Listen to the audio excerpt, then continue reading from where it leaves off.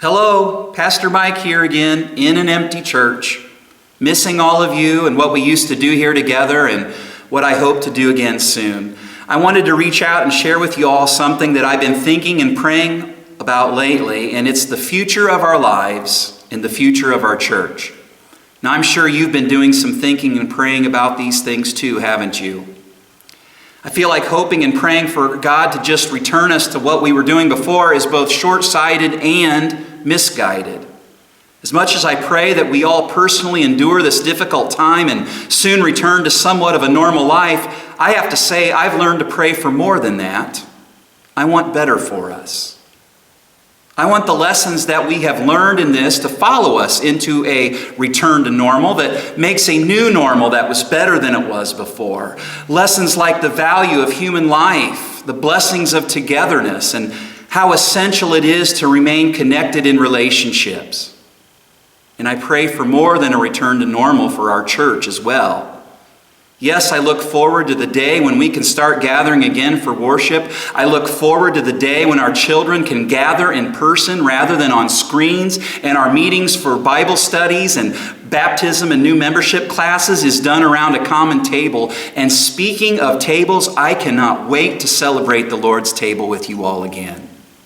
But I also look forward to meeting all these new people who have been following us online and attending our services in their homes and have yet to come to our church. I want us to build lasting connections with all these new people too, because they ought to be a part of us as well. Through this pandemic, we've been blessed to discover new ways of reaching new people for Jesus. Many, many more than we were reaching before. We have brothers and sisters worshiping with us all over the country and even in Poland, believe it or not. So, how can we keep making these new connections? How can we maintain these new connections? The church was never the building, folks. It's been inside of us the entire time.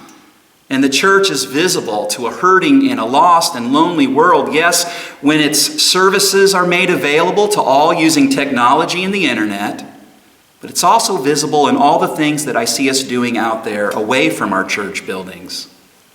I see it in the calls and the cards that you all make and send to one another. I see it in the painted rocks with messages of encouragement and the blessings that some of you have left around your community. I see it in the monetary help offered and the buying of groceries and the running of errands and other ways that I've known you all to assist one another in these difficult times. I see it in the mission projects that you've continued to do and new ones that you've picked up. I've seen it in the drive-by Easter egg hunts and the at-home Palm Sunday processions that you've taken part in. I've seen it when you share our online services on Sundays with others. And frankly, as much as I would like to return to normal, I don't want to return to normal if it means we stop doing these new things and stop reaching new people for Christ. So won't you join me in praying for more than just a return to normal?